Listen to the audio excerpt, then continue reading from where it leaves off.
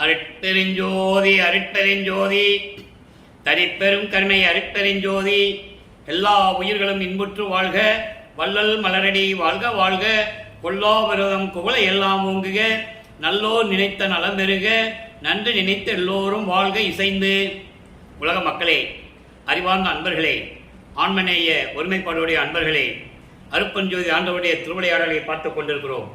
அருட்பெருஞ்சோதி ஆண்டவருடைய திருவிளையாடல் 1823 ஆண்டு தொடங்கி 30/1/1874 இரவு 12 மணி வரையிலும் அருட்பெருஞ்சாண்டவருடைய திருவிளையாடல் நடந்து கொண்டிருக்கிறது. அருட்பெருஞ்சோதி ஆண்டவர் இந்த பிரபஞ்சத்தை தோற்றுவித்து 4 யுகங்களிலும் தோன்றி, கிரேத யுகம், திரேத யுகம், துவாபர யுகம், கலியுகம் 4 யுகங்களிலும் தோன்றி, இந்த 4 யுகங்களிலுமே சமயங்களும் மார்க்கங்களும் தோன்றி, மதங்களும் தோன்றி, அதை தோற்றுவித்தவர்கள் தங்களுடைய கர்த்தாக்களை உருவகப்படுத்தி அதற்கு ஏற்றபடி ஆலயங்களை அமைத்து, வழிபாட்டு முறைகளை அமைத்து, அவர்கள் மதங்களுக்கு ஏற்றபடி, மார்க்கங்களுக்கு ஏற்றபடி, சமயங்களுக்கு ஏற்றபடி உருவங்களை அமைத்து, வழிபாட்டு முறைகளை அமைத்து, அதற்கான கோயில்களை அமைத்து மக்களை வழிபட செய்து விட்டார்கள். இப்போ இந்த யுகங்களுக்கும் சமயங்களுக்கும் மதங்களுக்கும் மார்க்கங்களுக்கும் ஒரு கால அறவரை உண்டு. யுகங்களுக்கெல்லாம் ஆயுள் காலம் உண்டு. அதே போன்று சமயங்கள், மதங்கள், மார்க்கங்களுக்கெல்லாம் உண்டு. காலப்போக்கில் இந்த சமயங்களும் மதங்களும் மார்க்கங்களும் மறையும் போது உலக மக்களுக்கென்று ஒரு ஆன்மீக பாதை வேண்டும், ஒரு ஆன்மீக வழி வேண்டும். அந்த ஆன்மீக வழி சமரசமாக இருக்க வேண்டும். உலக மக்கள் அனைவரும் ஏற்றுக்கொள்ளும்படியாக இருக்க வேண்டும். அதனால்தான் அருட்பெருஞ்சாண்டவர் சுத்த சன்மார்க்கத்தை நிறுவி அதை மக்களிடம் ஒப்படைப்பதற்காகவும், உலக மக்களை எல்லாம் சுத்த சன்மார்க்கத்தில் சேர்த்து உலக மக்களெல்லாம் இன்புற்று வாழ வேண்டும் என்பதற்காகவும், உயிர்களின் மேல் உயிர் நேயம் கொள்ள வேண்டும் என்பதற்காகவும், ஜீவகாருண்ய ஒழுக்கத்தில் மக்கள் எல்லாம் வாழ வேண்டும் என்பதற்காகவும் தன் மகனை, தன்னுடைய செல்வ பிள்ளையை ஒரு தாயின் வழியாக இந்த மண்ணுலகை வருவிக்க செய்தார் அருட்பெருஞ்சோதி ஆண்டவர். அப்படி வருவிக்க விட்டவர் தான் நமது பிள்ளை பெருமானவர்கள். பிள்ளை பெருமானவர்கள் ஒரு தாயின் கருவறையிலே இருக்கும்போது எப்படியெல்லாம் இறைவனுடைய திருவிளையாடல் நடந்தது என்பதை நான் ஏற்கனவே விளக்கங்கள் தந்திருக்கிறேன். மருதூரிலே ராமையா பிள்ளை சின்னையம்மார் என்ற தம்பதியருக்கு, அதாவது ராமையா பிள்ளைக்கு 6வது மனைவியாகிய சின்னையம்மையாருக்கு 5வது மகனாக இறைவனால் வருவிக்க உற்றவர். அந்த தாயின் கருவறையில் இருக்கும்போது எப்படியெல்லாம் இறைவன் போய் தன் மகனுக்கு அருள் செய்தார் என்பதையும், கருவறை இருட்டாக இருக்கும்போது தன் மகனுக்கு அங்கே ஒளிகாட்டியதையும், மகன் பசியாக இருக்கிறதை பிண்ட வடிவத்திலே ஒரு தாயின் கருவறையில் இருக்கும்போது பசி என்று சொல்லும்போது தன் மகனுக்கு அருளமுதம் ஊட்டியதையும், தன் மகன் உடம்பு புழுக்கமாக இருக்குது என்று சொல்லும்போது அங்கே அமுத காற்று வீசியதும், இதெல்லாம் இறைவனுடைய திருவிளையாடல் நடந்தது என்பதை நாம் ஏற்கனவே ஒவ்வொரு பதியத்திலையும் ஒவ்வொரு பதிவிலையும் பார்த்து கொண்டிருக்கிறோம். அதன் பிறகு 5 மாத குழந்தையாக இருக்கும்போது தில்லையிலே திருவிழாவுக்கு இவங்கெல்லாம் குழந்தையை எடுத்து சென்று கொண்டிருக்கும் போது இவர்களெல்லாம் சாதாரண குழந்தை என்று நினைத்துக் கொண்டிருக்கிறார்கள். அதை நீங்கள் நல்லா புரிஞ்சுக்கணும். உலகியலிலே, உலகங்களிலே எல்லாருக்குமே குழந்தை பிறக்கிறது இயற்கை. அதையும் இது சாதாரண குழந்தையாக நினைத்துக் கொண்டிருக்கிறார்கள். அந்த நிலையில் இருக்கும்போது தில்லை தலத்திடையே திரை தூக்க தரிசித்த போது வேய்வகை மேல் காட்டாதே எந்தனக்கே வெளியாய் காட்டிய மெய்வுறவா மெய்ப்பொருளை என்று 6ஆம் திருமுறையிலே நாம் கருளியிருப்பார்கள் நமது பிள்ளை பெருமானவர்கள். இதெல்லாம் ஞானத்தை, மெஞ்ஞானத்தை பெற்ற பிறகுதான், சுத்தமகத்தை பெற்ற பிறகுதான் இதெல்லாம் உலக மக்களுக்கு தெரிவித்திருப்பார்கள். அப்ப இப்படியெல்லாம் திருவிளையாடல் நடந்து கொண்டிருந்த காலகட்டங்களில், சமயங்களும் மதங்களும் மார்க்கங்களும் சூழ்ந்து கொண்டிருந்த நேரங்களில் நமது பிள்ளை பெருமானவர்களும் சமயங்களும் மதங்களில் மார்க்கங்களில் கூறப்பட்ட நெறிகளிலே அவர்களெல்லாம் ஈடுபட வைக்கிறார்கள். திருநீர் பூசிக்கொள்ளுவதும், நமச்சிவாய சிவாயனம் என்று சொல்லுவதும், இப்படி. அதனால் அவங்கெல்லாம் சைவ சமயத்தை சேர்ந்தவர்கள். சைவ சமய சேர்ந்த குடும்பத்திலே பிறந்ததனால், வருவிக்க விட்டதனால் அதிலேயும் இவர்களை பிள்ளை பெருமானை ஈடுபட வைத்துக் கொண்டிருக்கிறார்கள். அதன் பிறகு 1ஆம் ஆண்டிலிருந்து 8 ஆண்டுகள் வரையிலும், இன்னும் நிறைய சொல்லலாம். ஆனால் இறைவனுடைய திருவிளையாடலை சொல்லும்போது நம்ம இப்படிதான் சொல்ல முடியும். 1ஆம் ஆண்டிலிருந்து 8 ஆண்டுகளுக்குள் அவர் எந்த பாடசாலையிலையும் பள்ளியிலையும் போய் பாடம் கற்கவில்லை. யாரையும் குருவாக ஏற்றுக்கொள்ளவில்லை. அந்த நிலையில் இருக்கும்போது அவர் மனம் ஒரு நிலையில் இல்லாமல், வீட்டிலேயும் தங்காமல், அங்கே சென்னையிலே கந்தகோட்டம் என்ற ஒரு இடத்திலே போவதும், அதன் பிறகு அமைதியான இடங்களை தேடி செல்லுவதும், ஆள் நடமாட்டம் இல்லாத இடங்களில் அந்த காலகட்டங்களில் அங்கே போய் தங்கிக் கொள்ளுவதும், இரவானால் வீட்டுக்கு வருவதும், இப்படியே இருந்து கொண்டிருக்கிறார்கள். அவர் மனம் ஒரு நிலையில் இல்லை நமது குழந்தை இறைவனுக்கு. அதன் பிறகு குழந்தை இறைவனை, நமது வள்ளற்பெருமானை, அதாவது பிள்ளை பெருமானை, அவர் அருட்பெருஞ்சாண்டவர் தன் பிள்ளை கிட்ட பெயர் செல்வ பிள்ளை. அதனால்தான் நான் பிள்ளை பெருமான் என்று சொல்லுவதுண்டு. அதன் பிறகு 9வது ஆண்டில் தந்தை வந்து அருட்பெருஞ்சாண்டவர் வந்து ஆட்கொண்ட பிறகு இறைவனால் ஆட்கொள்ளப்பட்டவன் என்ற நிலை மட்டும் அவருக்கு அப்ப தெரிகிறது. ஞானம் பிறக்கிறது. நல்லா கவனிச்சுக்கணும், ஞானம் மட்டும்தான் பிறக்குது. மெஞ்ஞானம் வந்து சுத்த சன்மார்க்கத்தை பெற்ற பிறகு அவருக்கு கிடைக்கும். ஞானம் பிறக்கிறது. பாடல்கள் பாடுகின்ற ஆற்றலை பெறுகிறார். இந்த நிலையில் இருக்கும்போது இறைவனிடம் எப்படி முறையீடு செய்கிறார், இறைவனை எப்படி வேண்டுகிறார். இறைவனால் வருவிக்க உற்றவன் என்ற நிலை அவருக்கு தெரிந்தாலும் கூட வெளியில சொல்ல முடியாது, காலத்தின் கட்டாயம். அதே நேரத்தில் அருட்பெருஞ்சாண்டவர் யார் என்றப்ப அவருக்கு தெரியாது, சொல்ல தெரியாது. சுத்த சன்மார்க்கம் இருக்குது அப்ப தெரியாது. வருவிக்க உற்று 9 ஆண்டுகள் ஆகிறது. அப்ப ஞானம் பிறந்தவுடனே இறைவன் மீது பாடுகின்ற சக்தி, அந்த அருள் அவருக்கு கிடைத்து விடுகிறது. அப்ப முறையீடு செய்கிறார். என்னை வருவிக்க செய்தாயே, ஏன் வந்து எனக்கு அருளை கொடுக்கவில்லை என்று சொல்லி முறையீடு செய்கிறார். அதுதான் 1ஆம் திருமுறையிலே திருவருள் முறையீடு என்ற பதிகத்திலே 232 பாடல்கள் உதயமாகிறது. அதிலே 168வது பாடலை இன்று நாம் பார்க்க போகிறோம். நல்லா கவனிச்சுக்கணும் நீங்க. இப்ப பிள்ளை பெருமானவர்கள் சமயங்களையும் மதங்களையும் மார்க்கம் சொல்லப்பட்ட நெறிகளை பின்பற்றி கொண்டு, அதாவது திருநீர் பூசிக்கொண்டு, சைவ சமயத்தை சேர்ந்தவர்கள் திருநீர் பூசிக்கொள்வார்கள், உடம்பெல்லாம் பூசிக்குவாங்க.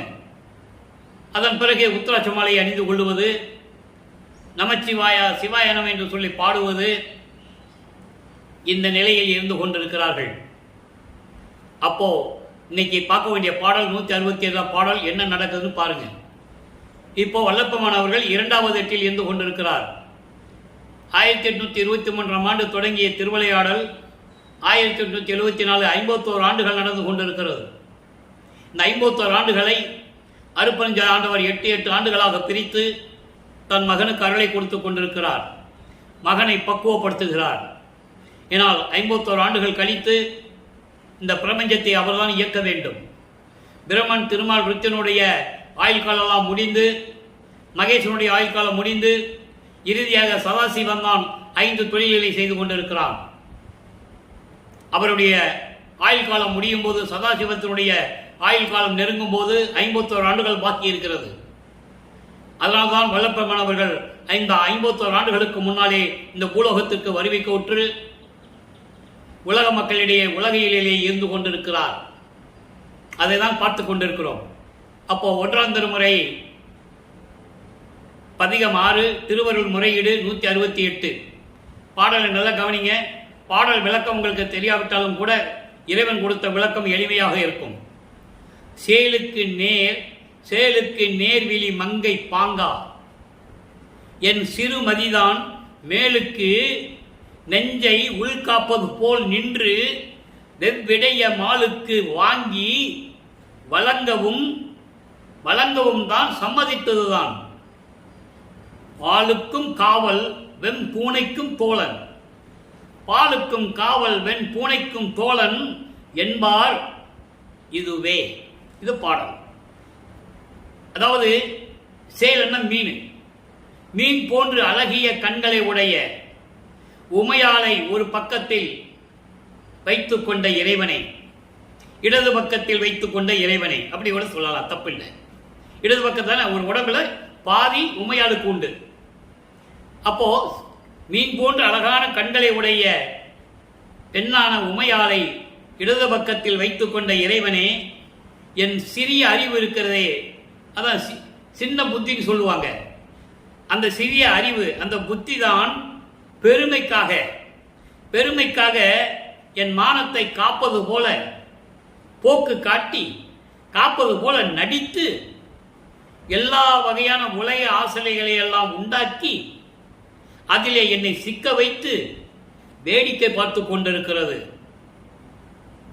எல்லாமே வேடிக்கை பார்த்து கொண்டிருக்கிறது.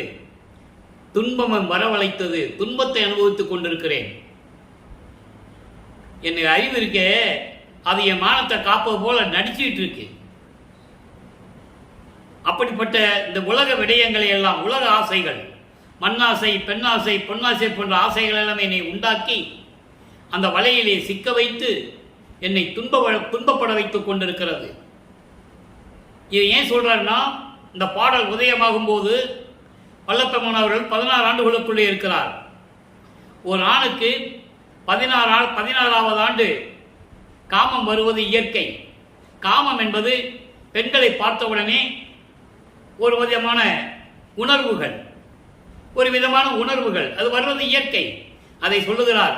இப்படியெல்லாம் என்னை சிக்க வைத்து, உலக ஆசைகள் மேலே சிக்க வைத்து என் மானத்தை காப்பது போல இந்த புத்தி இருக்கிறதே, அது உண்டாக்கிவிட்டது. என்னை இந்த மாதிரி துன்பப்படுத்திக் கொண்டிருக்கிறது. இது எப்படி இருக்குதுன்னா, பாலுக்கு போய் பூனையை காவல் வைப்பாங்களா, பாலுக்கு காவல் பூனை தான் போலன் என்று உலக மக்கள் சொல்லுவார்கள். அதுபோல என் மனம் படாத பாடுபட்டுக் கொண்டிருக்கிறது. என்னை விரைவில் வந்து காப்பாற்றுவாயாக என்று சொல்லி இந்த பாடலை நமக்கு அள்ளி இருக்கிறார்கள். நல்லா புரிஞ்சுக்கணும். நீங்க அந்த நிலையில் இருக்கும்போது வல்லற்பெருமான் முறையீடு செய்கிறார். காரணம், வருவிக்கவுற்றவன் என்ற நிலை மட்டும் அறிவித்துவிட்டு இறைவன் மறைந்து விட்டானே. நான் ஏளன பேச்சுகளையும் கிண்டல்களையும் கேலி பேச்சுகளையும் தாங்கிக் கொண்டு நான் சுமந்து கொண்டு அலைந்து கொண்டிருக்கிறேனே, இறைவா விரைவில் வந்து எனக்கு அருள்வாயாக என்று சொல்லி முறையீடு செய்கிறார். இது ஒரு நிலை. இப்போ திருவொற்றியூருக்கு செல்லுகிறார். திருவொற்றியூர் போயாவது தியாகராஜ பெருமனை பார்த்து எப்படியாவது அவரிடம் மன்றாடி அருளை பெற வேண்டும் என்று சொல்லி திருவொற்றியூருக்கு செல்லுகிறார். மனம் போக சொல்லுது, உள்ளம் போக சொல்லுது. உள்ளம் போக சொல்லுதுன்னு சொல்றதை விட இறைவன் உள்ளத்தை தூண்டி விடுகிறார். என் மகனை அழைத்துக் கொண்டு செல் திருவொற்றியூருக்கு என்று. காரணம், பக்குவப்படுத்த வேண்டும். சமயங்களிலும் மதங்களிலும் மார்பில் சொல்லப்பட்ட நெறிகளை பின்பற்றி அதன் பிறகு இதெல்லாம் ஒண்ணு இல்லை, இதெல்லாம் பொய்ன்னு சொல்லணும். என இறைவன் சாதியும் மதமும் சமயமும் காணா ஆதி அனாதையாம் அருப்பெருஞ்சோதி, சாதியும் மதமும் சமயமும் பொய்யென ஆதியில் உணர்த்திய அருப்பெருஞ்சோதி. அப்படிப்பட்ட அருப்பெருஞ்சோதி ஆண்டவர். இப்ப அருப்பெருஞ்சோதி ஆண்டவர் அவருக்கு தெரியாது. ஆனால் தன் மகனை பக்குவப்படுத்த வேண்டும். ஏனென்றால் காலம் காலமாக பல யுகங்களாக 43,20,000 ஆண்டுகளுக்கு மேலாக மக்கள் இதிலே ஈடுபட்டுக் கொண்டிருக்கிறார்கள். பரம்பரையாக வந்ததனால் ரத்தத்தில் ஊறி போனது. அவ்வளவு சீக்கிரம் மக்களை மாற்ற முடியாது. ஆனால் படிப்படியாக மாற்ற வேண்டும். அதை இவர் அந்த உலகியல் நடைமுறையிலே இருந்து கொண்டு சொன்னால்தான் மக்கள் ஏற்றுக்கொள்வார்கள் என்பதனால் தன் மகனை அங்கே இருக்க செய்கிறார். சமயங்களையும் மதங்களையும் மார்களை பின்பற்றிக் கொண்டு அந்த வழியிலே இருக்க செய்கிறார் என்பதை நீங்கள் புரிந்து கொள்ள வேண்டும். இப்போ 2ஆம் திருமுறை உருவாகிறது. 2ஆம் திருமுறையிலே இதுவரை நாம் 18 பதிகங்களை பார்த்திருக்கிறோம். ஒவ்வொரு பதிகத்திலும் எப்படியெல்லாம் இறைவனை முறையீடு செய்வார். திருமுல்லை வாயிலுக்கு சென்று மாசிலாமணி என்று வேண்டுவார். திருவள்ளி தாயத்துக்கு வந்து இறைவனை வேண்டுவார். யாரை ஏமாத்திருக்க, கந்த துணி கட்டிட்டு இருக்க, எனக்கும் சேர்த்து கொடு, நான் உன் பக்கத்தில் நிற்கிறேன். அப்பனும் பிள்ளையும் கந்த துணியை கட்டிட்டு பிச்சையாண்டி கோலத்தில் நிற்கிறான்னு சொல்லி உலக மக்கள் பேசட்டும்னாலாம் சொல்லுவார். அற்புதமான பாடல்கள் நம்ம பார்த்துட்டோம். இப்போ பதிகம் 19 அருள்விடை வேட்கை. அருள்விடை வேட்கை என்பது எப்படியாவது இறைவனிடம் அருளை பெற்றுக்கொண்டு வேண்டும் என்று மன்றாடி முறையீடு செய்வது. இன்னைக்கு அதுல 3வது பாடல். அந்த பதிகத்தில் பாடல் நல்ல கவனிங்க, எளிமையான பாடல்.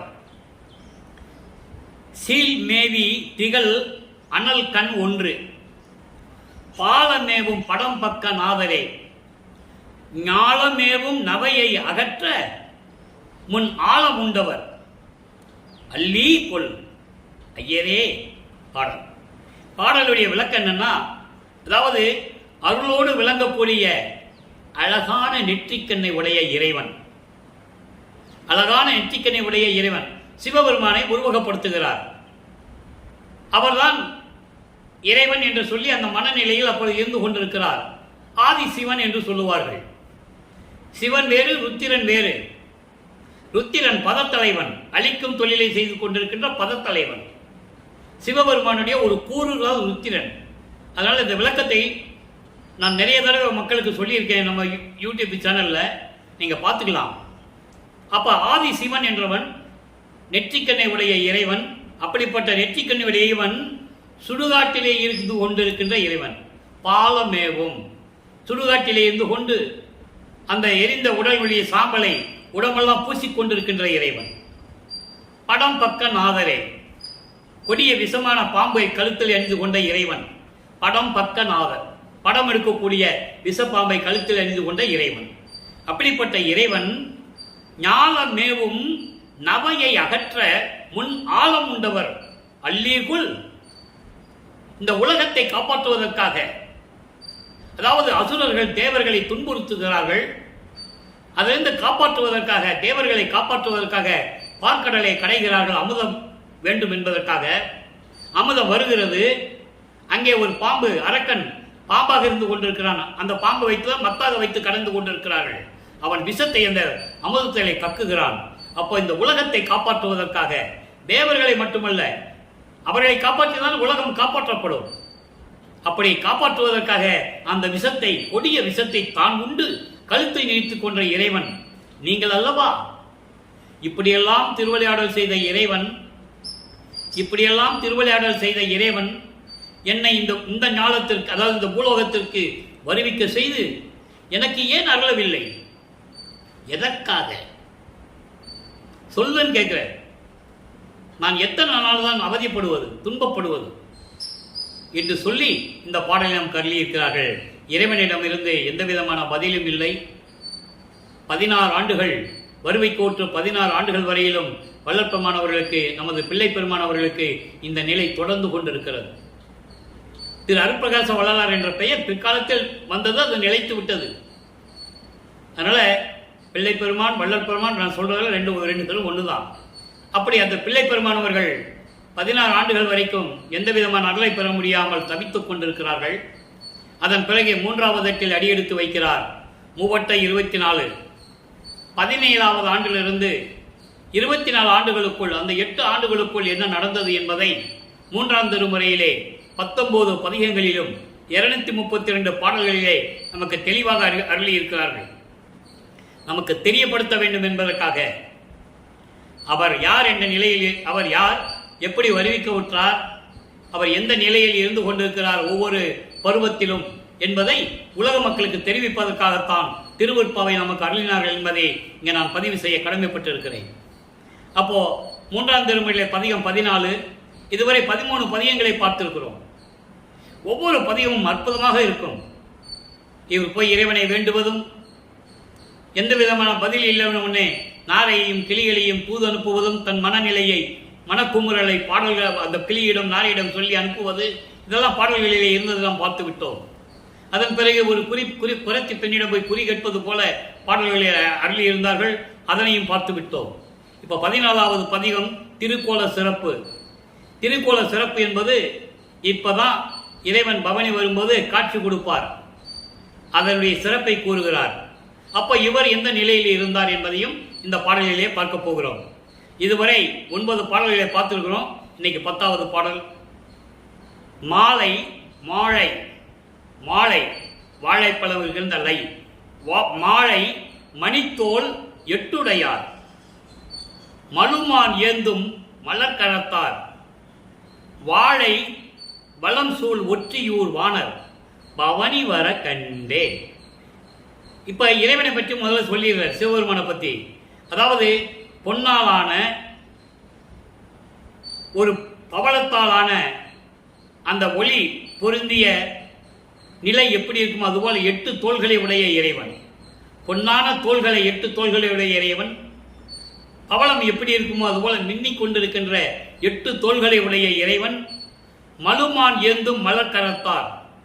மலுமான் என்பது கோடாரி ஆயுதம். அது பரசு ஆயுதம் என்று சொல்லுவார் வள்ளற்பெருமான். அந்த பரசு ஆயுதம் உலகத்தையே அழிக்கக்கூடிய வல்லமை படைத்தது. அது சிவபெருமான் கையில் தான் உண்டு. அதை பரசுராமன் அவதாரத்திலே அவன் தவம் இருந்து சிவபெருமானுடைய பக்தன். அவன் நல்லா கவனிச்சுக்கணும். திருமால் பரசுராமன் அவதாரம் எடுத்தாலும் கூட அவன் சிவபக்தன். சிவபெருமானை வணங்கி தவம் இருந்து அந்த பரசு ஆயுதத்தை பெற்றுக்கொண்டான். அதன் பிறகு அவன் கோபத்தை கண்டு எப்படியாவது பரசுராமனிலிருந்து திரும்பி அந்த ஆயுதத்தை பெற்றுக்கொள்ள வேண்டும் என்று சொல்லி சிவபெருமான் திருப்பி பெற்றுக்கொள்ளுவார். பரசு ஆயுதம் என்று சொல்லுவார் வள்ளற்பெருமான். அப்படிப்பட்ட ஆயுதத்தை கையிலே ஏந்தி கொண்டிருப்பவர் வாழை தோப்புகள் நிறைந்த, மலர் சோலைகள் நிறைந்த, நீர்நிலைகள் சூழ்ந்த வளமான திருவொற்றியூரிலே இருக்கின்ற இறைவன். அந்த அப்படிப்பட்ட இறைவன் பவனி வர கண்டேன். தியாகராஜ பெருமாள் கோயில் முன்னால் நின்றுட்டு இருக்காரு. இது திருவொற்றியூர்ல நடந்துகிட்டு இருக்கு. பவனி வர கண்டேன். அப்படி அவை அழகு எப்படி இருந்ததாம்? யாழை மலைக்கும் மொழிமடவார் யாரும் மயங்கி களை அவிழ்ந்தார். ஏழையே நான் அவர் அழகை என்னென்று உரைப்பது ஏந்தில்லையே. அவருடைய அழகை பார்த்து யாழிலிருந்து வருகின்ற இசையைப் போல அழகான மொழி பேசுகின்ற, இனிமையாக பேசுகின்ற பெண்கள் எல்லாம் மதிமயங்கி நின்று கொண்டிருக்கிறார்கள்.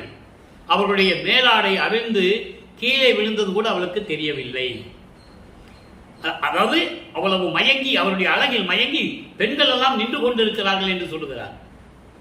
இறைவனுடைய பவனியை பார்த்தவனே அந்த அழகான பெண்கள் யாழ் இசை போன்று அந்த இசையில் வருகின்ற அந்த மொழி இருக்கிறதே, அது போன்று இனிமையாக பேசக்கூடிய பெண்கள் எல்லாம் இறைவனுடைய அழகை கண்டு மயங்கி அவர்களுடைய மேலாடை அவிழ்ந்து கீழே விழுந்தது கூட தெரியாமல் நின்று கொண்டிருக்கிறார்கள்.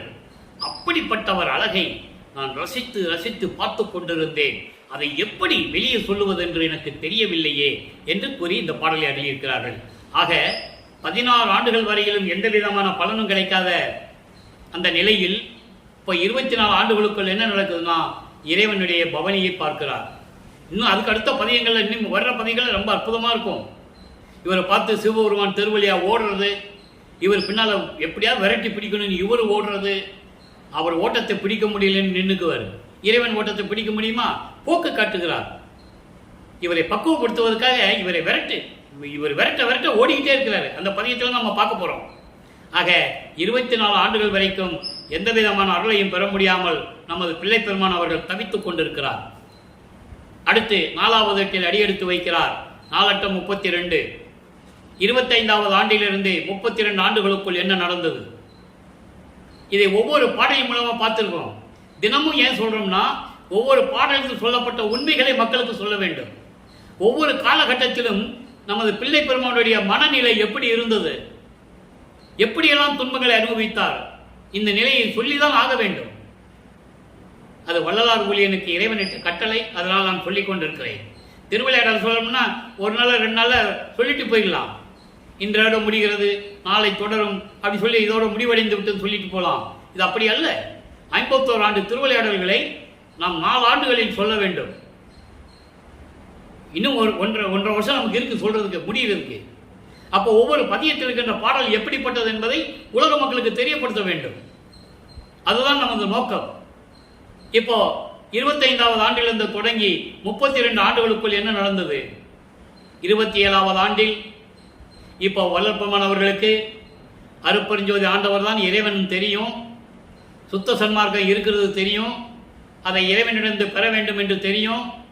ஆனால் இன்னும் வெளிப்படையாக சொல்ல மாட்டார். 33வது ஆண்டு தொடக்கத்தில் தான் வெளிப்படையாக சொல்லுவார். வருவிக்கப்பட்டு 33வது ஆண்டு தொடக்கத்தில் வெளிப்படையாக சொல்லுவார். இப்போ என்ன சொல்றாருன்னு பார்ப்போம். அதுக்கு முன்னால எப்படி, அதாவது புராணங்களிலே எவ்வளவோ திருவிளையாடல்கள், முருகன் திருவிளையாடல், சிவபெருமான் திருவிளையாடல், திருமால் திருவிளையாடல், அம்மன் திருவிளையாடல் நிறைய இருக்கு இல்லையா? அதெல்லாம் உலக மக்களுக்கு சொன்னாங்க. அதை படித்தவங்க மேடையிலே உலக மக்கள் சொன்னாங்க, உலக மக்களுக்கு தெரிஞ்சது. அதுதானே உண்மை. அருட்பெருஞ்சாண்டிய திருவிளையாடலை யாருமே சொல்லலை, அதனால உலக மக்களுக்கு தெரியாது. எப்படி அதாவது பார்வதிக்கு விண்ணுலகத்தில் ஏற்பட்ட சாபத்தினால் இங்க பூலோகத்துக்கு வந்து ஒரு மீனவர் குடும்பத்தில் பிறந்து வளர்ந்துகிட்டு இருப்பான். அவளுக்கு பார்வதின்னு தெரியாது, மறைப்பு நிலை. அதே போலதான் நம்ம பிள்ளை பெருமானவர்களுக்கு மறைப்பு நிலை இருந்து கொண்டு இருக்கிறது. அவர் விண்ணுலகத்தில் எப்படி இருந்தார், அவர் யார் என்ற நிலையை அப்போ அவருக்கு தெரியாது. 24 ஆண்டுகள் வரைக்கும் அவருக்கு தெரியாது. 4வது தான் தெரியும் அவர் யாருன்னு. இறைவனால் வருவிக்க விட்ட நிலை மட்டும்தான் தெரியும் அவருக்கு, மீதியெல்லாம் மறைப்பு நிலை. அப்போ இந்த மீனவர் குடும்பத்தில் பிறந்த அந்த பெண்ணை ஆட்கொள்வதற்காக சிவபெருமானே ஒரு மீனவன் வேடத்தில் வருவார். அதன் பிறகுதான் சொல்லுவாரு, நீ ஏற்கனவே பார்வதி ஒரு சில சாபத்தினால் நீங்க பிறக்க வேண்டிய நிலை ஏற்பட்டது, அந்த காலம் முடிந்து விட்டது, அதனாலே உன்னை ஆட்கொள்ள வந்தேன் என்று கூறுவார். அதே போல தட்சன் மகனாக பிறந்து வளர்ந்து கொண்டிருப்பாள். இவர் போய் இவதான் பார்வதின்னு சொல்லி கல்யாணம் பண்ணிட்டு வருவார் மதுரையிலே. அப்பதான் அவருக்கு பேர் சொக்கநாதன். இப்படி ஒவ்வொரு காலகட்டத்திலும் ஒவ்வொருவருக்கும் ஒரு திருவிளையாடல் நடந்திருக்கு. அதுபோல தனக்கோடி அம்மையாருக்கு ஒரு திருவிளையாடல் நடத்தி காட்டணும். அந்த அம்மாவுக்கு மோட்ச விட்டை கொடுக்கணும். அந்த அம்மா பூலோகத்தில் மோட்ச விட்டை கொடுத்து கடைசி வரைக்கும் இங்கே இருக்கணும். அதன் பிறகு அந்த அம்மா விண்ணுலகத்துக்கு போகணும். இது ஒரு நிலை, காலத்தின் கட்டாயம். அந்த பாடலுடைய விளக்கத்தை நம்ம ஏற்கனவே பார்த்துட்டோம். ஒரு மாது பெற்ற மகன் பொருட்டாக முன்னம் உவந்து ஒரு மாமனாகி வழக்குரைத்தாய், என் வழக்கு உரைத்ததற்கு இரு நிலத்து போல் வேடம் கட்டி இருத்திக்கொள்ளோ, திருமால் வணங்கும் பதத்துவா யான் உன் சிறுவன் என்றே என்று ஒரு பாடலிலே கூறியிருப்பார். அந்த சூட்சமமான விளக்கங்கள்லாம் அதில் இருக்கிறது. நீ என்னை வேஷம் மட்டும் தான் நான் போட சொன்னேன், அப்படி இல்லை அந்த பாடலை விளக்கம் நான் ஏற்கனவே கொடுத்துட்டேன். ஆக இப்படி நிலைகள் இருக்கும்போது அந்த காலகட்டத்தில் இவர் அந்த அம்மாவுக்கு தாலி கட்டியே ஆகணும். அப்பதான் அந்த அம்மாவுக்கு விமோசனம் கிடைக்கும். அதுக்கு பிறகு அந்த அம்மா இந்த மண்ணுலகத்தில் இருந்தாங்க, சமாதியானாங்க, அப்புறம் விண்ணுலகத்துக்கு போனாங்கன்றது வேற. இவர் தாலி கட்டி ஆகணும், காலத்தின் கட்டாயம். உலகியல்ல சொல்லுவாங்க, இவர் வந்து அக்கா பொண்ணை கல்யாணம் பண்ண சொன்னாங்க, இவர் முடியாதுன்னு சொன்னார், எனக்கு உலக வாழ்க்கையில இன்மை இல்லை, எனக்கு விருப்பம் இல்லைன்னு சொன்னார், அப்புறம் எல்லாம் வற்புறுத்தி கல்யாணம் பண்ணி வச்சாங்கன்னு சொல்லுவாங்க. அது வந்து உலகியல் விளக்கம். இவருக்கு ஏற்கனவே தெரியும், அந்த பொண்ணை நம்ம தான் கல்யாணம் பண்ணணும்னு தெரியும் அவருக்கு. அதை பாடலில் சொல்லுவார். அந்த பாடலில் அற்புத சமாளியில் நம்ம கடைசியில் பார்க்க போறோம். 95வது பாடலில் சொல்லுவார். இப்போ இந்த 27வது ஆண்டு நடந்த சம்பவத்தை சொல்ல வேண்டியதனால் நான் ஒரு சின்ன சுருக்கமாக சொல்றேன். அதை ஏன்னா கடைசியில் போய் அதை சொல்லிட்டு இருக்க முடியாது. அதனால அந்த விளக்கத்தை முதலே சொல்லிடுறேன். பாடல் பின்னால் இருக்கு. திருவெட்பாவில் எல்லா உண்மைகள் இருக்குது. இங்கு கூறப்படுகிற உண்மைகள் விளக்கங்கள் எல்லாமே திருவெட்பாவில் இறைவனால் அருளப்பட்டது. எனது சொந்த கருத்து ஒன்று கூட கிடையாது. இறைவன் சொன்ன விளக்கத்தை நான் மக்களுக்கு சொல்லிட்டு இருக்கேன், அவ்வளவுதான். ஆதாரங்கள் இருக்கு, யாரும் மறுக்க முடியாது. அப்போ அந்த நிலையில் இவர் கல்யாணத்துக்கு ஏன் பிரம்மன் திருமால் ருத்திரெல்லாம் வரணும், அதை யோசிக்கணும். மக்கள்கிட்ட யாரும் சொல்லலை. ஒரு சாதாரண மனுஷன் கல்யாணம், அக்கா பொண்ணை கல்யாணம் பண்ணா பிரம்மன் ருத்திரெல்லாம் வந்துருவாங்களா? நீங்களே சிந்திச்சு பாருங்க. இப்ப நம்ம கல்யாணம் ஆகுது உலகியல்ல, பிரம்மன் ருத்திரன் வானவர்கள் வந்து வாழ்த்துவாங்களா? வாழ்த்த மாட்டாங்க. மனப்போது வீற்றிருந்தான் மாலையன் முதல்வோர் மற்றவரும் என் மனம் அளக்கால், அதாவது தன்னுடைய தந்தை அருட்பெருஞ்சாண்டவரும் தாய் சிவகாமி வெள்ளியும் வரவில்லை என்று என் மனம் அப்படி துடித்தது என்று கூறுவார். திருமால் பிரம்மன் ருத்திரன் எல்லாம் வந்து உட்கார்ந்துருக்கான். நான் தாலி கட்ட நேரத்தில் என்னை வாழ்த்துவதற்காக என் தாயும் தந்தையும் வரவில்லை என்று கூறுவார். அப்ப அவர் யாரு புரிஞ்சுக்கணும். அவர் யார்? இறைவனுடைய மகன். ஒரு திருவிளையாடல் நடந்து கொண்டிருக்கிறது. தன் மகனை பூலோகத்திற்கு அனுப்பி திருவிளையாடல் நடத்திக் கொண்டிருக்கிறார் அருட்பெருஞ்சாண்டவர். அப்போ அந்த அம்மாவுக்கு தாலி காட்டி விமோசனத்தை காட்டிவிட்டு உலகியல் பற்றை துறக்க வேண்டும். அதுக்கப்புறம் ஒரு முடிவு வந்துட்டார் அவர். அதனாலதான் இந்த திருவிளையாடலை முதல்ல சொல்லிடுறேன் நான். இப்போ இவர் வந்து இனிமே எங்கேயும் போகக்கூடாது. திருவொற்றியூருக்கு, திருமலை வாயிலுக்கு, திருமலை தாயத்துக்கு, எந்த கோயிலுக்கும் போகக்கூடாது. போய் எந்த புரோஜனம் இல்லையே, வந்து வரதே இல்லையே, வந்து எந்த விதமான நல்ல கொடுக்கக்கூடாது இல்லை. அப்ப நம்ம ஏன் போகணும்? எங்க போனாலும் அப்ப நடந்துதான் போகணும் அவரு. அதுக்கப்புறம் பறக்கும் சக்தியை பெற்றால், அண்டங்களை விட்டு கடந்து சொல்லுகின்ற சக்தியை பெற்றால், நினைத்த இடத்தில் எத்தனை உருவத்தில் வேணாலும் இருப்பார் அவர். ஏம சித்தியை வாங்கிட்டு, தத்துவ சித்தியை வாங்கிட்டு, அதுக்கப்புறம் தான் தத்துவங்களை கடந்து போறாரு. அதை நீங்கள் புரிஞ்சுக்கணும். அப்போது இந்த நிலையில் இருக்கும்போது மனம் நொந்து போய் சென்னையில் இருக்கிற வீட்டிலேயே கதவை பூட்டிடுறார். கதவை பூட்டி மட்டுமல்ல தாப்பா போட்டுடுறார். வந்த இறைவன் வந்து உள்ளே வரட்டும், அது வரைக்கும் நம்ம திறக்க வேண்டாம் சொல்லி தாப்பா போட்டுடுறார். அப்போதான் உருவாகிறது அருள் பிரகாச மாலை 100 பாடல்கள். இது வரைக்கும் நம்ம 87 பாடலை பார்த்துட்டோம். இன்னைக்கு 88வது பாடல் கிட்டத்தட்ட நெருங்கிட்டு இருக்கோம். 88வது பாடலில் என்ன சொல்றாரு? இப்போ தனக்குடி அம்மையாருக்கு தாலி கட்டி அந்த அம்மாவுக்கு விமோசனத்தை கொடுத்தாச்சு, வீட்டை பூட்டியாச்சு, தாப்பா போட்டாச்சு, இறைவன் வர்றார். அவருக்கு தெரிஞ்சு போச்சு, வல்லப்பம்மன் மகா கோபக்காரரு, பயங்கர கோபம் வரும் அவருக்கு. பாடல்களை பார்த்த 6 திருமுறை பார்த்தாதான் உங்களுக்கு புரியும். அதெல்லாம் யார் படிக்க சொன்னாங்க? அகவல் மட்டும் படிங்கன்னு விட்டுட்டு போயிட்டாங்க. அதானே சொன்னாங்க மக்கள்கிட்ட. அவ்வளவு பிரச்சனைகள், அவ்வளவு விளக்கங்கள் நம்ம திருவருட்பாவில் இருக்கு. உலகத்தின் பிரபஞ்சத்தின் உண்மைகள் என்னென்ன நடந்ததில் வல்லப்பம்மன் வெட்ட வெளியமாக கூறுவார். அதான் சொல்லுவாரு, மண்மூடி மறைச்சிட்டாங்கன்னு சொல்லுவாரு. அதை நான் அந்த பூட்டை எல்லாம் போட்டு ஒரு பூட்டு போட்டான் ஒரு வல்லவன், பெட்டியில போட்டான் எல்லா உண்மையிலேயும், அதை திறக்கிறதுக்கு தான் நான் வந்திருக்கேன்னு சொல்லுவார். அப்படிப்பட்ட நிலையிலே இந்த பாடல் உருவாயிருக்கு. பாருங்க, விண்ணுலகத்திலிருந்து பூலோகத்திற்கு அருப்பஞ்சாண்டவர் வராரு. இப்பவும் அருப்பஞ்சாண்டவர் சொல்ல மாட்டார், இப்பவும் சொல்ல மாட்டார். ஆனால் சூட்சமமா சொல்லிட்டு இருப்பாரு. பாருங்க, எம்மதத்தில் எவர் எவருக்கும் இயந்த அனுபவமாய். அப்போ எல்லாமே இறைவன் சொல்றாரு. இந்த சமயங்கள் உருவானது, மதங்கள் உருவானது, மார்க்கங்கள் உருவானது, அப்பெல்லாம் உனக்கு தெரியும் இல்லைன்னு கேட்பார். அதை 6ஆம் திருமுறையிலே அம்பலவாணர் வருகை பாட்டில் 100வது பாட்டில் கேட்பாரு. ஓம் என்பதற்கு முன் ஆம் என்று உரைத்தவுடன் ஊம் என்று காட்டினீர் அப்படின்னு எங்க அப்பா கிட்ட கேட்பாரு. பிரபஞ்சம் தொடங்கும் போது ஓமன் தானே சொல்லிட்டு இருந்தாங்க. அப்புறம் இடையில மதங்களும் மார்க்கங்களும் உருவாகி ஆம் என்று சொல்ல ஆரம்பிச்சாங்கல்ல. அப்ப நீ என்ன பண்ண? ஏன் ஊம மாதிரி உம்முன்னு இருந்த? இப்ப என்ன வருவுக்கு வச்சுட்டு அதெல்லாம் பொய்ன்னு சொல்ல சொன்னா யாரும் ஏத்துக்க மாட்டேன்றான், கேட்கிறாரு. அப்ப அவர் சொல்றாரு, எல்லாம் நான் தான் நினைச்சிட்டேன் மகனே, எல்லாம் நான் தானே உருவாக்கினேன், நான் தான் நினைச்சிட்டேன் அப்படின்னு சொல்றாரு. அதுக்கு இங்க விளக்கம் சொல்றாரு. அதுக்கு இங்க அடிப்படை போடுறாரு. விளக்கம் அங்க கொடுத்துட்டாரு 6ஆம் திருமுறையில. அதான் கனெக்டிவிட்டி. ஒவ்வொரு பாட்டுக்கும் ஒரு கனெக்ஷன் உண்டு. இங்க என்ன சொல்ற பாருங்க, எம்மதத்தில் எவர் எவருக்கும் இயந்த அனுபவமாய். அது இந்து மதமா இருந்தாலும் சரி, சமண மதம் இருந்தாலும் சரி, பௌத்த மதம், புத்த மதமா இருந்தாலும் சரி, இந்து மதமா இருந்தாலும் சரி, கிறிஸ்துவம், இஸ்லாமியம், எந்த மதமாக இருந்தாலும் சரி, அந்தந்த மதங்களில் அந்தந்த அவர்களுக்கு ஏற்றபடி விரும்பிய அனுபவமாய். எப்படிப்பட்ட திருவடிகள் சொல்றாரு? அனுபவமாய், எல்லாமாய், உருவமாகவும் அல்லாவுமாய், அருவமாகவும். நல்லா கவனிச்சுக்கணும். இஸ்லாமிய பெருமக்கள் உருவத்தை வச்சு வழிபடுவதில்லை. கிறிஸ்துவ மக்கள் இயேசுவை உருவப்படுத்தி வழிபடுகிறார்கள். ஆனால் அவரை தூதர் என்றுதான் சொல்லுவார்கள், இறை தூதர். அவங்க பரமண்டத்தில் இருக்கும் பிதாவை என்று சொல்லுகிறார்கள். அது அவங்களுடைய கொள்கை. அதனால உருவமாகவும் அருவமாகவும், உருவமாகவும் அருவமாகவும் இருந்தபடி இருந்த இடத்தில் இருந்து கொண்டு அம்மத பொன்னம்பத்தில், அம்மத பொன்னம்பலத்தில் அந்தந்த மதங்கள் அவர்களுக்கு ஏற்றபடி ஆலயங்கள் அமைத்தார்கள் அல்லவா? அப்படி ஆலயங்களிலே ஆனந்த நடம் செய்து கொண்டு அருப்பெருஞ்சோதியாக இருக்கின்ற சேவடி இணைகள், அருப்பெரும் சேவடி இணைகள், அப்படிப்பட்ட திருவடிகள் அசைந்து மிக வருந்த மிக வருந்த இம்மதத்தில் என் பொருட்டாய்.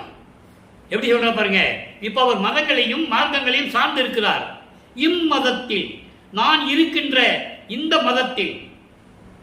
அப்ப இந்து மதம் தானே. ஆங்கிலேயர் காலத்தில் தானே இந்து மதம் உருவாச்சு.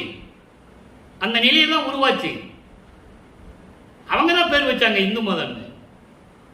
அப்ப இம்மதத்தில், நான் சமயங்களிலும் மதங்களிலும் மார்க்கங்களிலும் நான் இருந்து கொண்டிருக்கிறேனே, என் பொருட்டாய், என்னையும் ஒரு ஆளாக நினைத்து இரவில் நடந்தருளி. இந்த பாடல் எவ்வளவு விளக்கம் கொடுத்துக்கார் பாருங்க. எந்தெந்த மதத்தில் இருந்தாலும் சரி, அவங்க மதத்திற்கு ஏற்றபடி ஆலயங்கள் அமைச்சிருக்காங்க. அந்த ஆலயங்களுக்கு ஏற்றபடி அங்கங்கே இருந்த அனுபவமாக இருக்கின்ற திருவடிகள். அப்படிப்பட்ட திருவடிகள் இரவிலே நடந்து வந்து நான் இருக்கும் இடத்திலே இருந்த தெருக்கதவை வீட்டுக்கதவை திறந்து தாழ்பாலை திறந்து அதை எழில் கதவும் திறப்பித்து என்று சொல்லுகிறார். தெருக்கதவை திறக்க செய்து அங்கே வாமகனே என்று அழைத்து. நல்லா கவனிக்கணும், ஏன் அங்கேன்னு சொல்றாரு? நான் ஏற்கனவே விளக்கம் கொடுத்துருக்கேன். அவர் வீட்டை திறந்துட்டு வீட்டுக்குள்ள வரமாட்டாரு. யாரு? இறைவன். வந்தா இவன் திருப்பி பூட்டிக்குவான், நம்ம வெளியே போக முடியாது. இன்னும் ஆண்டுகள் இருக்கு, இன்னும் 19 ஆண்டுகள் பாக்கி இருக்கு. இப்ப 32 ஆண்டுகள் நடந்துகிட்டு இருக்கு, இன்னும் 19 ஆண்டுகள் இருக்க. இவன் உள்ள வச்சு பூட்டிட்டானா நம்ம வெளியே வர முடியாது. அது சொல்லி ஒரு காலை உள்ள வச்சு கதவை திறந்து ஒரு காலை உள்ள வச்சு ஒரு காலை வெளியே வச்சு வா மகனின்னு கூப்பிடுறாரு. இவர் உள்ள வருவாருன்னு எதிர்பார்க்கிறாரு. ஒரு பாட்டில் சொல்லுவார் 6ஆம் தலைமுறையில, இங்க வராபார் ஒருத்தன், அவன் என்னை ஏமாத்திட்டான், நான் முன்னால ஏமாந்துட்டேன், இப்போ ஒரு காப்பு கொண்டு வந்திருக்கான் என் கையில போடுறதுக்கு. அவன் உள்ள வந்த உடனே ரெட்டை காப்பு போட்டு பூட்டிடணும், அவனை வெளியே விடக்கூடாதுன்னு சொல்லுவார் 6ஆம் தலைமுறையில. அற்புதமான பாடல்கள் எல்லாம் உண்டு அன்பர்களே. இப்படிப்பட்ட பாடல்கள் திருவெண்பாவில் இருக்குது என்று மக்கள்கிட்ட யார் சொன்னது? வல்லப்பமானும் வருவைக்கு விட்டு 202 ஆண்டுகள் முடிச்சு. அவர் அருப்பஞ்சோதி ஆண்டவராகி 152 ஆண்டுகள் ஆயிடுச்சு. ஒரே வார்த்தையில சொல்லி அவருடைய வாழ்க்கையை முடிச்சுட்ட, அவருடைய நிலையை சொல்லி முடிச்சுட்டாங்க. சோறுபட சொன்னார், முடிஞ்சு போச்சு. வேற என்ன சொன்னாங்க? கடைசியில் சொன்னாங்க ரூமை பூட்டிக்கினாரு, போய் சித்தி அடைஞ்சிட்டார், அவ்வளவுதான். அவர் ஏற்கனவே இறைவனாக இருந்தவர். அந்த பாடலை இன்னைக்கு நம்ம பார்க்க போறோம். அற்புதமா இருக்கும் பாருங்க. அவர் ஒவ்வொரு யுகத்துல எப்படி இருந்தாருன்னு இன்னைக்கு சொல்லியிருக்காரு, நம்ம பார்க்க போறோம்.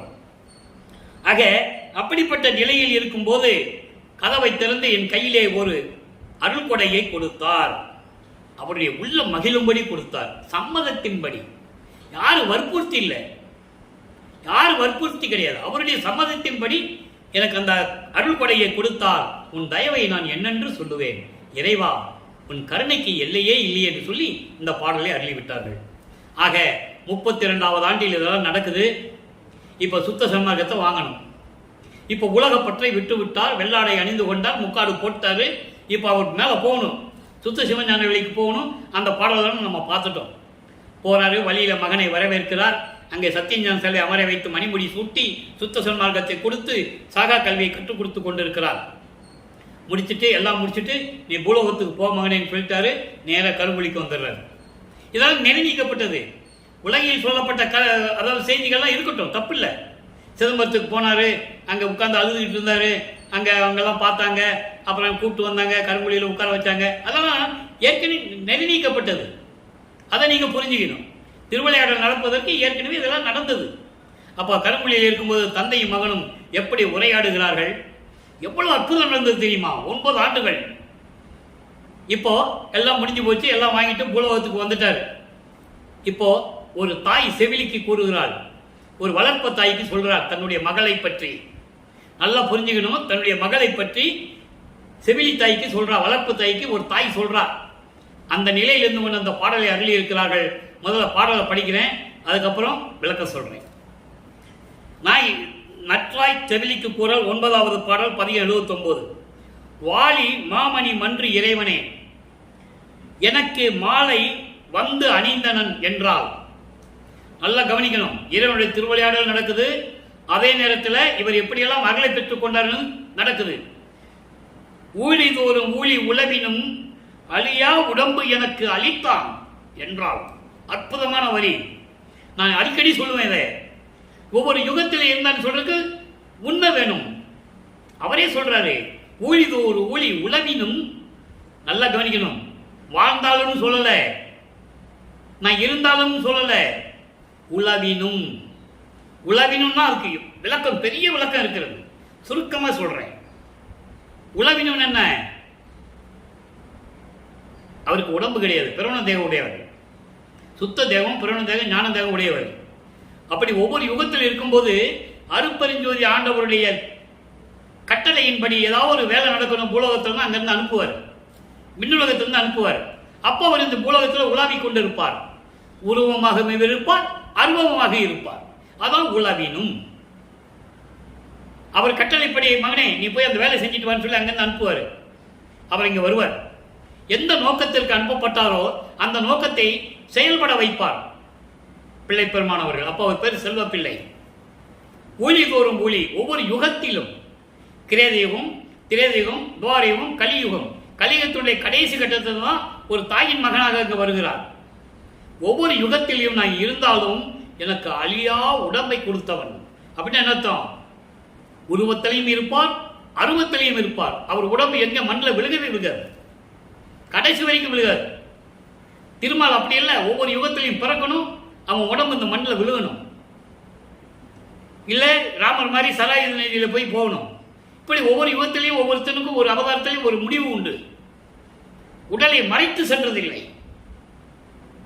அதை நீங்க நல்லா புரிஞ்சுக்கணும். ஒளி தோறு ஒளி உளவினும் அழியா உடம்பு என கழித்தனன். அவர் பெற்றதை சொல்றாரு, இறைவனுடைய திருவிளையாடல் சொல்றாரு. ஆழி சூழ் உலகோடு அண்டங்கள் அனைத்தும் அழிக்க என்று அருளினான். அதாவது கடல் சூழ்ந்த இந்த உலகம் இருக்கிறதே, ஆழி என்றால் கடல். கடல் சூழ்ந்த இந்த உலகம் மட்டுமல்ல, அண்டங்கள் அனைத்தையும் நீ செயலாற்றுவாயாக என்று சொல்லி எனக்கு அருளினான். அழிக்க என்று அழினான். யார் சொன்னது இந்த பிரபஞ்சத்தில்? அப்படிப்பட்ட வள்ளல் பெருமானை ஒரு சாதாரண மனிதனாக சித்தரித்தார்கள் என்பதுதான் வேதனையான விஷயம். ஒரு இறைவனை யாரும் சொல்லியிருக்காங்களா? இந்த உலகத்தோட அண்டங்களை எல்லாம் நான் ஆட்டி படைத்துக் கொண்டிருக்கிறேன் என்று யாரும் சொன்னதில்லை. அந்தந்த அவதாரத்தில் பிறந்தவர்கள் இறப்பார்கள். அந்த நோக்கம் முடிஞ்சவொன்னா அவங்க ஆயுள் காலம் முடிஞ்சு போகும். அப்படிதான் எல்லாருடைய காலங்கள் முடிந்தது. வள்ளல் பெருமான் அப்படி இல்லை, ஒவ்வொரு யுகத்திலும் உலாவிக் கொண்டிருந்தவர். வாழ்ந்து கொண்டவர்கள் அல்ல, உலாவிக் கொண்டிருந்தவர். உருவமாகவும் அருவமாகவும் இருந்து கொண்டிருந்தவர். அதான் இந்த பாட்டுடைய விளக்கத்தை இன்று இறைவன் அளிக்க சொன்னார், உங்களுக்கு நான் சொல்லிக் கொண்டிருக்கிறேன். ஆக இப்படிப்பட்ட நிலையில் உலகோடு கடல் சூழ்ந்த உலகத்தோடு எல்லா அண்டங்களையும் நீ ஆழ்வாயாக என்று சொல்லி எனக்கு அருளினான்.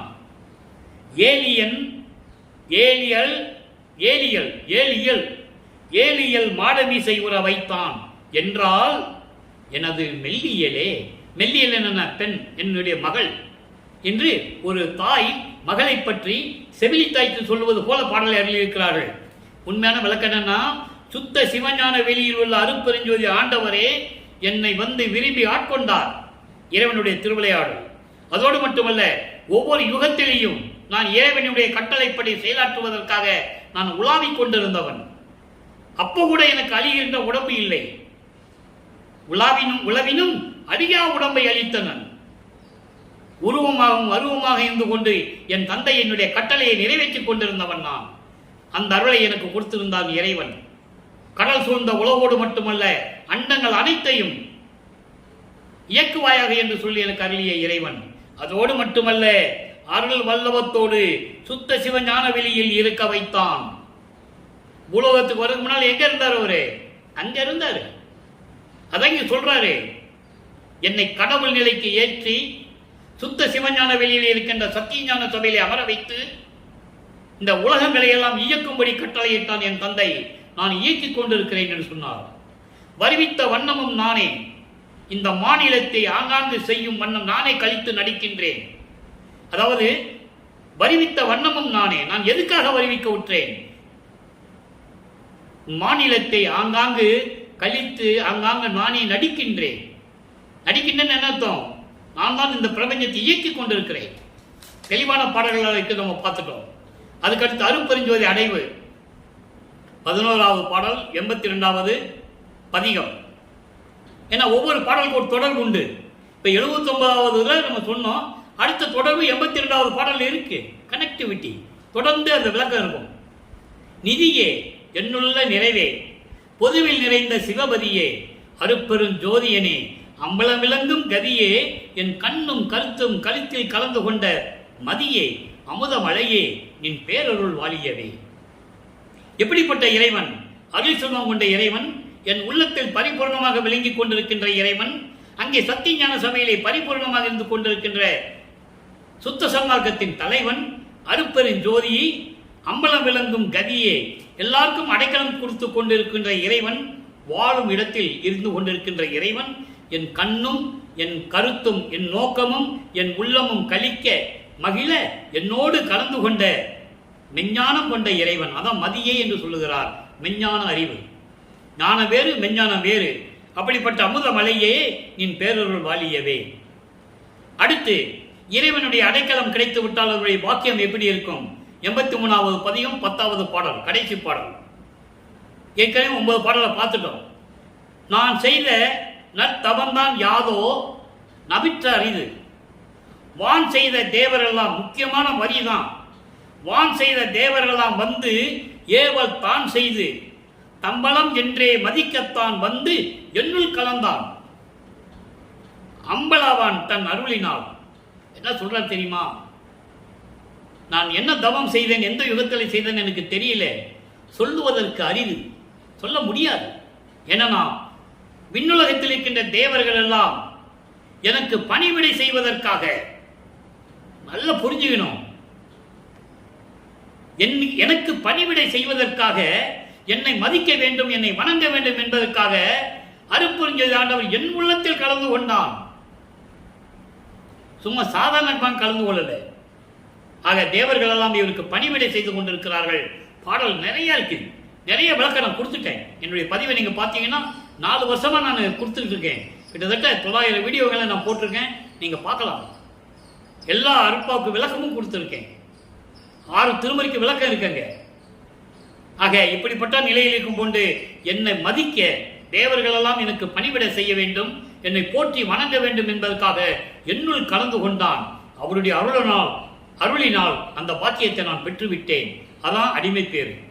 அடுத்து திருவருள் பேர்களை சொல்றாரு பாருங்க. இப்ப இறைவனுடைய அருள் கிடைத்த பாக்கியம் எப்படி இருக்கும்? அது அடிமை பேரு.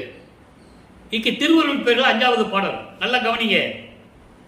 உண்ணுகின்ற தோறும் எனது உள்ளம் உருகுகின்றது, என்புரைப்பேன் என் தாயே, துண்ணி நின்று தூக்கம் தவிர்த்து என்னை தூக்கி எடுத்து அன்போடு மேல் ஆக்கமுற வைத்தாய். அது என்றால் இறைவன், அருட்பெருஞ்சோதி ஆண்டவர். அவன் அவள் அது என்று சொல்லுவார் சில இடங்களிலே. அங்கே வேற. அது என்றால் பாசம். இங்கே அது என்பது அந்த பாசம் இருக்கக்கூடிய இறைவன், என் மீது பற்று கொண்ட இறைவன். அதான் அன்போடு என்று சொல்லுகிறார். இப்போ உண்ணுகின்ற தோறும் எனது உள்ளம் உருகுகின்றது. நான் நினைக்கும் போதெல்லாம் என் உள்ளம் உருகுகின்றது. உன்னை நினைக்கும் போதெல்லாம் தாய் உள்ளம் கொண்ட என் இறைவனே, என் தந்தையே, அருட்பெருஞ்சோதி ஆண்டவரே, நான் எப்படி சொல்லுவது? உன்னை நினைக்கும் போதெல்லாம் என் உள்ளம் உருகுகின்றது. அதோடு மட்டுமல்ல, என்னுடனே இருந்து துண்ணி நின்று, துண்ணி என்பது சேர்ந்து இருப்பது, துண்ணி நின்று தூக்கம் தவிர்த்து. இறைவனுக்கு தூக்கம் இருக்கக்கூடாது. இறைவன் தூங்கிட்டா உலகம் தூங்கிடும். அதை இங்க மென்ஷன் பண்றாரு, குறிப்பிடுகிறார். என்னுடைய இருந்து என் தூக்கத்தை நீக்கி. பசி அவருக்கு ஏற்கனவே இல்லை. அவர் அமுதம் உண்டவர், மதிமண்டலத்து அமுதம் உண்டவர். மதிமண்டலத்து அமுதம் என்பது உச்சையிலிருந்து அமுதம் சுரக்கும் உள்நாக்கு வழியா. அது எல்லாருக்கும் கிடைச்சிடாது. அப்போ அப்படியெல்லாம் அமுதம் உண்டவர். என் தூக்கம் தவிர்த்து என்னை தூக்கி எடுத்து என்னை அணைத்து அன்போடு மேலாக்குமுற வைத்தாய். கடவுள் நிலையில் கொண்டு வந்து என்னை சேர்த்தாய். என் அருட்பெருஞ்சோதி ஆண்டவர், என் தந்தை, தாய் உள்ளம் கொண்ட இறைவன் என் தூக்கத்தை தவிர்த்து என்னை தூக்கி அணைத்து அங்கே மேல் உற ஆக்கமுற வைத்தார். கடவுள் நிலையில் கொண்டு வந்து என்னை வைத்து விட்டாய் என்று கூறுகிறார். அடுத்து கைமாறின்மை என்ற ஒரு பதிகம், அதிலேயும் 5வது பாடல். பாடலை நல்லா கவனிங்க. சேட்டித்து உலக சிறுநடையில் பல்கால் புகுந்து திரிந்து மயல் நீட்டித்து அலைந்த மனதை ஒரு நிமிடம் அடக்கி சன்மார்க்க கோட்டிற்கு என்ற குணங்களெல்லாம் கூட புரிந்து மெய்நிலையை காட்டிக் கொடுத்தாய். நிந்தனக்கு கைமாறு ஏது செய்வேனே.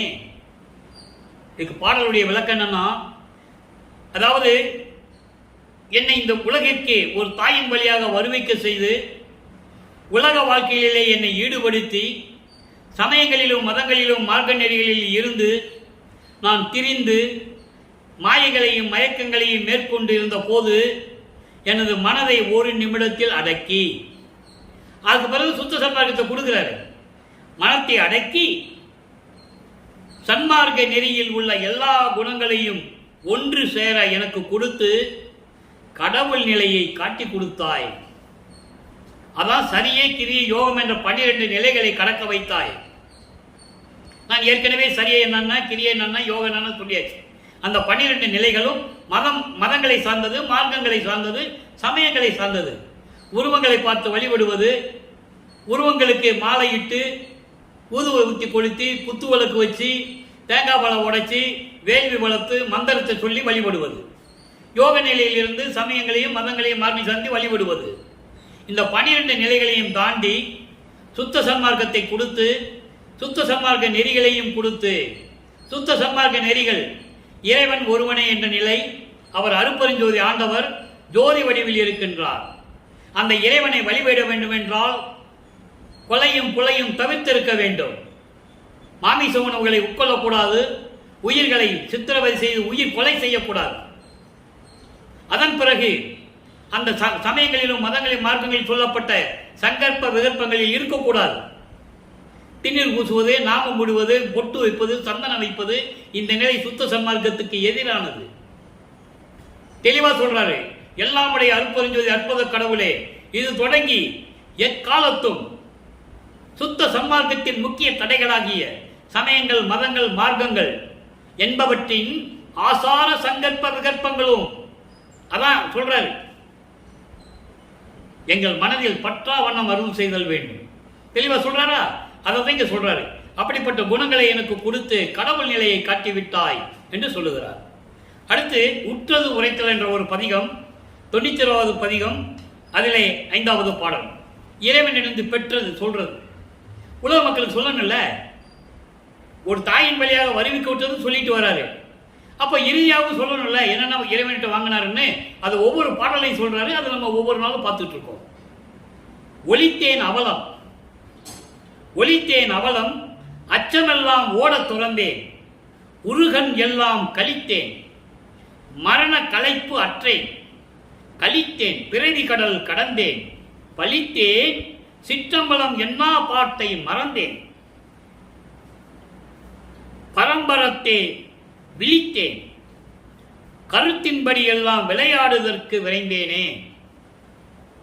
என்ன அற்புதமா சொல்றேன்னு நீங்க கவனிக்கணும். அதாவது ஒலித்தேன் அவலம், பழிச்சொற்கள், ஏளன பேச்சுகள், இடையூறுகள், சமயங்கள், மதங்கள், மார்க்கங்கள் எல்லாத்தையும் ஒழிச்சிட்டேன். அச்சமெல்லாம் ஓட துணிந்தேன், அச்சமெல்லாம் என்னை விட்டு ஓடி போச்சு. உருகன் எல்லாம் கழித்தேன். உருகன் என்பது இங்க கண் திஷ்டின்னு சொல்லுவாங்க உலகியலிலே. இறைவனுடைய அருளால் அப்படிதான் நம்ம இதை எடுத்துக்கணும். உருகன்னா திஷ்டி கழிக்கிறது. திஷ்டி கழிக்கிறது சுத்த சன்மார்க்கத்துக்கு எதிரானது. இங்க உருகன் என்பது எனக்கு ஏற்பட்ட துன்பங்களை எல்லாம் இறைவனுடைய அருளால் ஒழித்து விட்டேன். அப்படிதான் நம்ம இதை சொல்லணும். உருகன்னா திஷ்டி கழிக்கிறதுனால சொல்லக்கூடாது. அது சுத்த சன்மார்க்கத்துக்கு எதிரானது. எனக்கு ஏற்பட்ட துன்பங்களை எல்லாம் இறைவனுடைய அருளால் கழித்து விட்டேன். மரண களைப்பு அற்றேன். எனக்கு மரணம் என்பது கிடையாது. மகிழ்வோடு இருக்கிறேன். பிறவி துன்பத்தை நீங்கி விட்டேன். 7 கடல் அவத்தை விட்டு நீங்கினேன் என்று சொல்லுவார் ஒரு பாடலிலே. 7 கடல் அவத்தை விட்டு நீங்கினேன், அதற்கு ஊழி ஒரு ஊழி உயிர் நிலைத்து ஓங்கினேன் என்று சொல்லுவார். அதுக்கு நான் ஒவ்வொரு யுகத்திலேயே இருந்தேன்னு சொல்லுவார். அப்படிப்பட்ட நிலையில் இருந்து சிற்றம்பலத்தை பற்றி பாடாத பாட்டை மறந்து விட்டேன். சிற்றம்பலத்தை பற்றி பாடாத பாட்டை மறந்து விட்டேன். அப்படின்னா நான் எதையும் பற்றி பேசுவதில்லை, இறைவனை பற்றி தான் பேசுவேன் என்று கூறுகிறார். பாடுவேன், வணங்குவேன் என்று கூறுகிறார். அதோடு மட்டுமல்ல, பரம்பரத்தே கடவுள் நிலையில், அதாவது பரசிவ நிலையில் விழித்தேன். நான் அந்த நிலையில் இருந்து கொண்டிருக்கிறேன். அதான் சொல்லுவார் அரித்துயல் என்று சொல்லுவார். அரித்துயில், அரித்துயில் என்றால் தூங்குவோடு இருக்கும், ஆனா பிரபஞ்சத்தின் உண்மைகள்லாம் பார்த்துக்கிட்டு இருப்பார். அது அரித்துயில். அந்த நிலையில் நான் இருந்து கொண்டிருக்கிறேன். என் எண்ணப்படி, இதான் ரொம்ப முக்கியமானது, என் எண்ணப்படி எல்லாம் விளையாடுவதற்கு விரைந்தேனே. நான் எப்படியெல்லாம் இந்த பிரபஞ்சத்தை இயக்க வேண்டும், எப்படி 5 தொழில்களை செய்ய வேண்டும் என்பதற்கு அறிந்து கொள்வதற்கு என் தந்தையிடம் நான் சென்று கொண்டிருக்கிறேன். நான் தான் பிரபஞ்சத்தை இயக்கிக் கொண்டிருக்கிறேன் என்று சொல்லுகிறார். அடுத்து பாருங்க, அற்புதமான பாடல் 110 தனித்திரு அலங்கள் 77வது பாடல். நான் ஏற்கனவே தனித்திரு அலங்களுக்கு விளக்கம் கொடுத்திருக்கேன். இது எது 6ஆம் திருமுறையில் இருக்கிறதுதான் தனித்திரு அலங்கள். இதுவரைக்கும் பார்த்த பாடல்களிலே இது ஒரு தனிப்பட்ட முறையில் இருக்கும். அப்படின்னு ஒரு பதியமே இருக்கு 6ஆம் திருமுறையில. உடைய நாயகன் பிள்ளை நான் ஆகில், நான் எல்லா அருளுடைய இறைவன் அருட்பெருஞ்சோதி ஆண்டவருடைய பிள்ளை என்பதனால், அவனுடைய மகன் என்பதனால், நல்லா கவனிக்கணும். தெளிவா சொல்றாரு. மக்கள்கிட்ட யார் சொல்லல, அதனால அங்க யாருக்கு தெரியாது. உடைய நாயகன் பிள்ளை நான் ஆகில் நான் அவருடைய மகனாக இருப்பதனால் எவ்வுலகமும் ஒருங்கி எல்லா உலகங்களும் சேர்ந்து இன்பம் அடைய நான் அருப்பெருஞ்சோதி பெற்று, நல்லா கவனிக்கணும், அருப்பெருஞ்சோதியை பெற்றுக்கொண்டு அழியா யாக்கை கொண்டு அழியாத உடம்பை வைத்துக் கொண்டு உலகு மிசைய அற்புத பெருஞ்செயல் நாடுதோறும் விளைத்து எங்கும் விளையாட தடையற்ற நல் தருணம் இத்தருணம் படைக்க இத்தனியருக்கே நான் இறைவனுடைய மகன் என்பதனால், எல்லா அந்த அருளை பெற்றுக் கொண்டதனால் எல்லா உலகங்களையும் ஒன்றாக இணைத்து எல்லா உலகங்களும் இன்பமடைய வேண்டும் என்பதற்காகவும் அருப்பெருஞ்சோதியை பெற்றுக்கொண்டு நான் அழியாத உடம்பையும் பெற்றுக்கொண்டு இந்த உலகெல்லாம் கலந்து உலகத்தில் எல்லா உலகத்திலும் கலந்து கொண்டு நான் அற்புதமான பெரும் செயல்கள் எல்லாம் விரும்பும்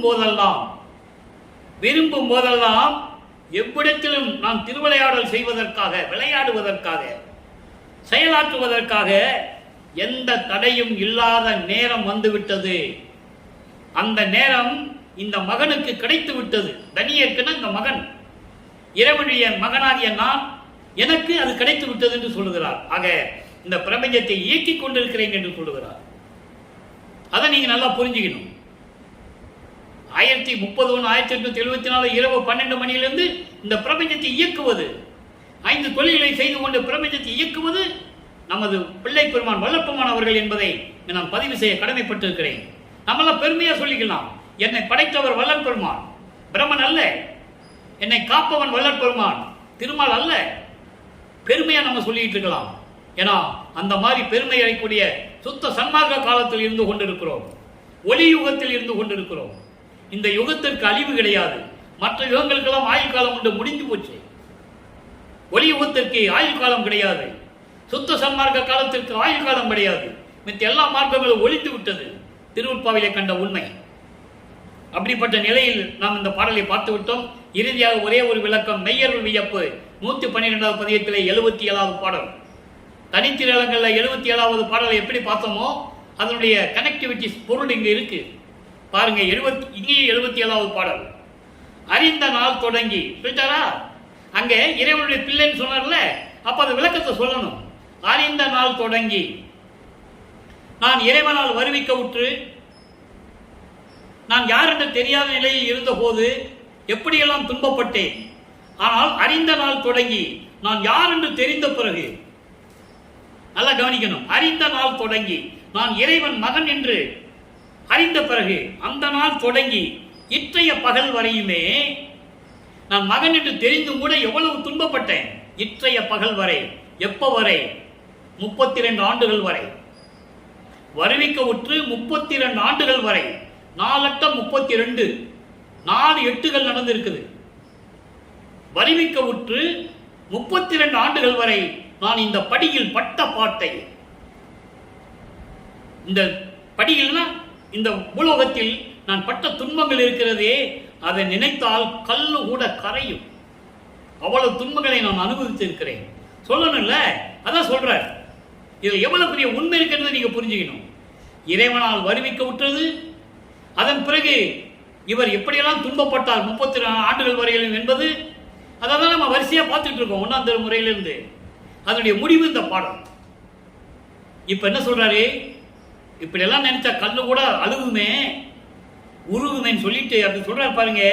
எரிந்த பாடு முழுவதும் இப்படி என்னை சூழ்ந்த துன்பங்கள், துயரங்கள், ஏளனங்கள், ஏளன பேச்சுகள் எல்லாம் பெரிய இன்பமாயிற்றே, இன்னைக்கு பேரின்பமா மாறிற்று. எனக்கு எந்தாய் கருணை எனக்கு மிகவும் சொந்தமாயிற்றே. என்னுடைய இறைவனுடைய கருணை, என் தந்தையின் கருணை எனக்கு தான் சொந்தமாயிற்று, யாருக்கும் இல்லை என்று கூறி இந்த பாடலை நமக்கு அருளி இருக்கிறார்கள். எனவே அன்பர்களே, இன்றைய இறைவனுடைய திருவிளையாடலை நாம் பார்த்துவிட்டோம். நீங்களும் சுத்த சன்மார்க்கத்தில் இணைந்து கொலையும் குலையும் தவிர்த்து இறைவனை வணங்கி, ஜோதி வடிவில் இருக்கின்ற அருப்பெருஞ்சோதியை வணங்கி இறைவனுடைய அருளையெல்லாம் பெற்றுக்கொண்டு இந்த வையகத்திலே நீங்கள் வாழ்வாங்க வாழ வேண்டும் என்று வாழ்த்து விடைபெறுகிறேன். இந்த வள்ளலார் ஊழியன். மீண்டும் நாளை சந்திப்போம். நன்றி, வணக்கம். அருட்பெருஞ்சோதி அருட்பெருஞ்சோதி தனிப்பெருங்கருணை அருட்பெருஞ்சோதி. நாளையும் இறைவனுடைய திருவிளையாடல் தொடரும். கேட்டு மகிழ்ந்து இறைவனுடைய அருளை பெற்றுக் கொள்ளுங்கள்.